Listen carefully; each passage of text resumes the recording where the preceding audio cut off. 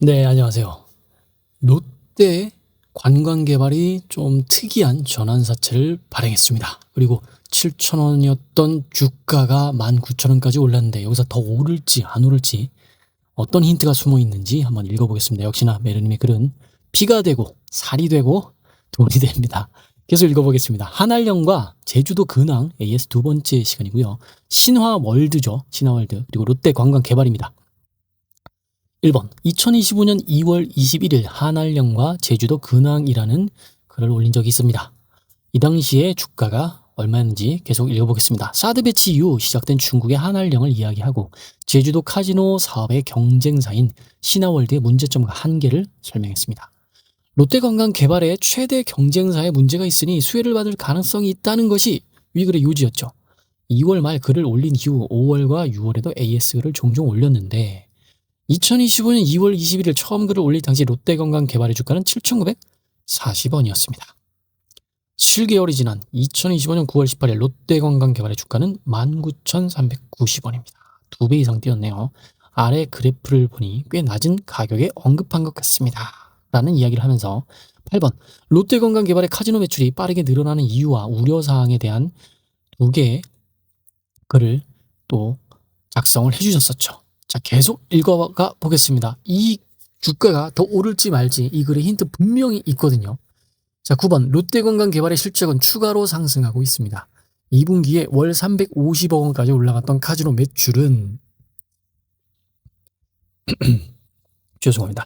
7월 8월에 400억 원대까지 올라갑니다. 야, 대단하네요.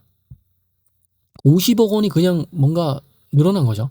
11번 카지노 이용객이 돈을 칩으로 바꾼 테이블 드롭액. 이걸 테이블 드롭액이라고 그러군요. 최고 기록이 2025년 7월 2,406억 원이었습니다.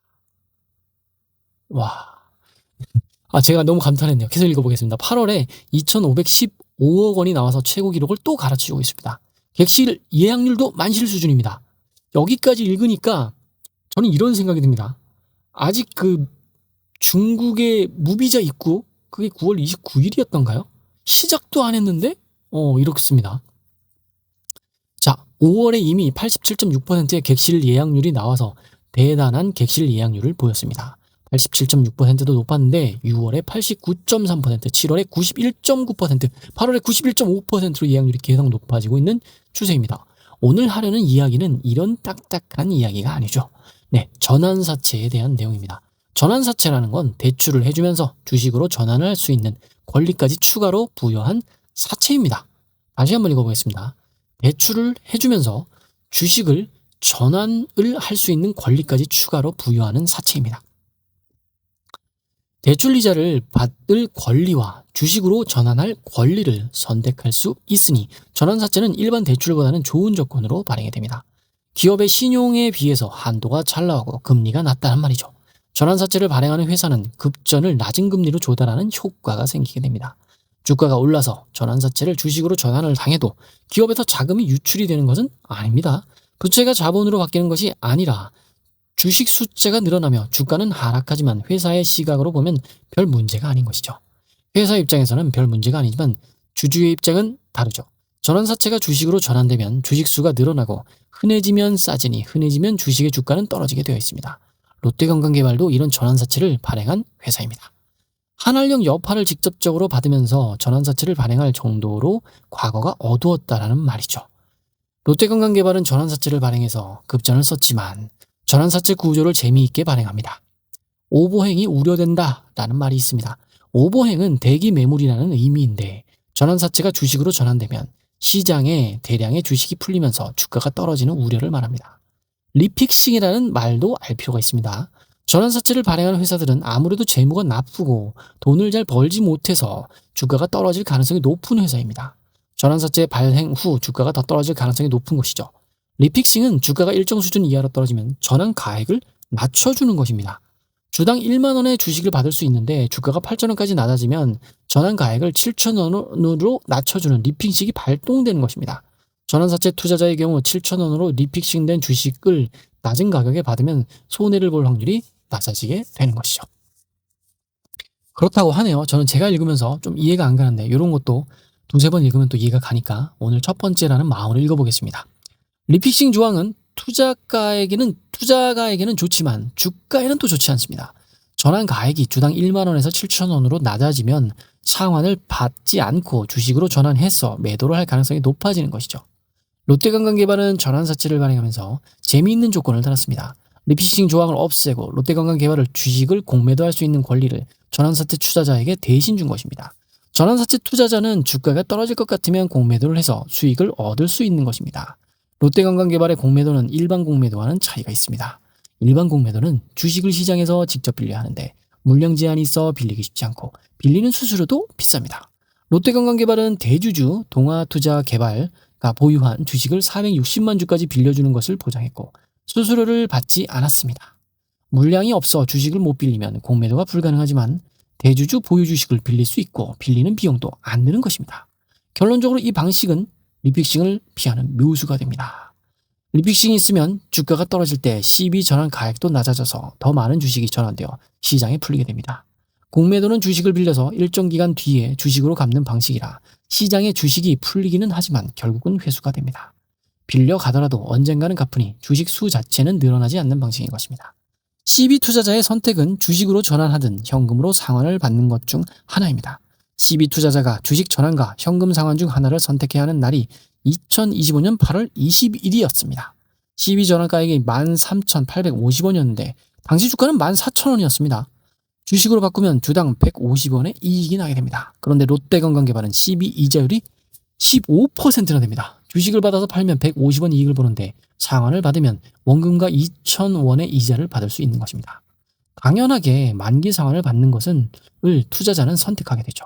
CB 투자자가 만기 상환을 선택해서 시장에 대량의 주식이 풀리지 않아 오버행위 우려가 해소되고 주가가 안정된다는 말이 이 말입니다. 이게 저 한번 이해해 보겠습니다. 여러분도 이해 가시는 분 있을 겁니다. 롯데관광개발은 2025년 9월 20일에 만기가 돌아오는 1천억 원의 CB 전환사채를 상환하겠다고 발표합니다. 흐름을 따라왔으면 이 말이 무슨 의미인지 이해할 수 있을 것입니다. 롯데관광개발 입장에서도 올해 돈을 잘 벌고 있으니 1천억 원 정도 전환사채를 상환하는데 큰 부담은 없음. 롯데관광개발 입장에서 15%의 높은 이자를 줘야 하는 CB 하나가 사라지는 것이고 투자자는 충분한 이자 수익을 챙기게 됩니다. 한 줄 코멘트입니다. 기업의 재무제표와 공시를 읽어보면 나름 재미있는 히스토리를 발견할 수 있습니다. 롯데관광개발의 특이한 전환사채 발행은 나쁘지 않은 결과가 나왔습니다. 물론 상황에 따라서 성공과 실패가 달라질 수 있습니다. 기업의 운빨도 꽤 중요한 요소입니다. 롯데관광개발은 특별한 변수가 없으면 한동안 실적이 좋아질 것입니다. 단기적으로 한중 관계가 악화되어 한한령이 강화되는 우려와 중장기적으로 일본이 카지노를 허용하며 경쟁자로 떠오르는 것이 잠재된 문제입니다. 네, 여기까지 읽어보고 혹시라도 도움이 될까 댓글 한번 2개만 읽어보겠는데 10등까지는 다 헉, 감사합니다. 5등 이런 거네요.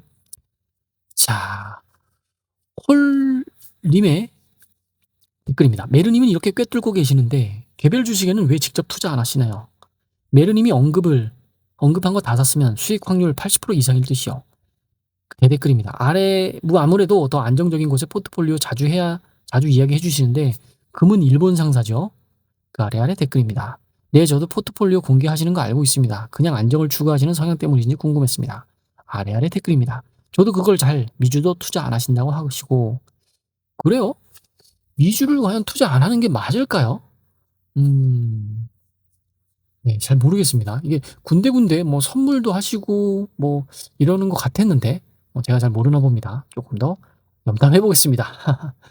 자, 뱅크님의 댓글입니다. 메르님 이전 글에서 증시의 유동성 파티라고 하셨는데 정부가 부채율 목표를 일본하고 비교하는 걸 봐서는 그 파티가 6개월에서 1년 동안 갈 수도 있지 않을까요?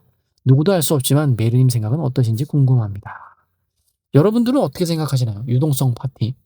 저는 지금 현재 정부의 스탠스가 돈을 정말 많이 풉니다. 네, 저도 그래서 점잘하게 쓰고 있는데 최근에 또 민생회비 소비 쿠폰인가? 그거 나와서 또 10만 원짜리하고 나와서 15만 원짜리고. 네, 저는 이제 부가적인 이제 사업체가 있어서 물론 제 명의는 아니지만 그런 곳에서 또 50만 원 받고. 와, 정말 엄청나게 풉니다. 이게 전 국민으로 따지면 어마어마하고요. 사업체로 따지면 진짜 상상도 못할 겁니다. 여러분 사업체 수가 얼마인지 한번 검색해 보시면 네, 진짜 입이 떡 벌어질 겁니다. 왜냐하면 하루에도 정말 적지 않아 한 수천 개? 아니야, 수백 개는 생길 겁니다. 날마다 생기는 사업체가. 네, 그 정도로 많습니다. 왜냐하면 한 명이 가질 수 있는 사업체가 보통 두세 개씩 되거든요. 사업하시는 분들 보면. 그렇다는 거죠. 근데 그 50만 원 준 거는 한 명에 하나에 그 50만 원만 줬죠. 근데 이게 보통 보면 만약에 가족이 있으면 이거 내 이름으로 다 안 해요. 왜냐면 그럼 세금 많이 때려 맞거든요. 좀 쉬시고 있는 부모님 이름으로, 뭐 집에서 주부 일 해주시는 우리 아내님 이름으로 이렇게 운영을 하지 않을까 저는 생각이 듭니다. 네, 오늘은 여기까지 읽어보겠습니다. 오늘 글은 저도 다시 한번 읽어보겠습니다. 전환사채, 롯데관광개발, 한알령, 일본의 경쟁주자. 글쎄요, 일본이 나와도 일단 우리나라 끝까지 올라갈 것 같습니다. 뭔가 이상하게 반도체도 그렇고 이런 것도 그렇고 조선주도 그렇고 계속 자금이 들어오고 있습니다.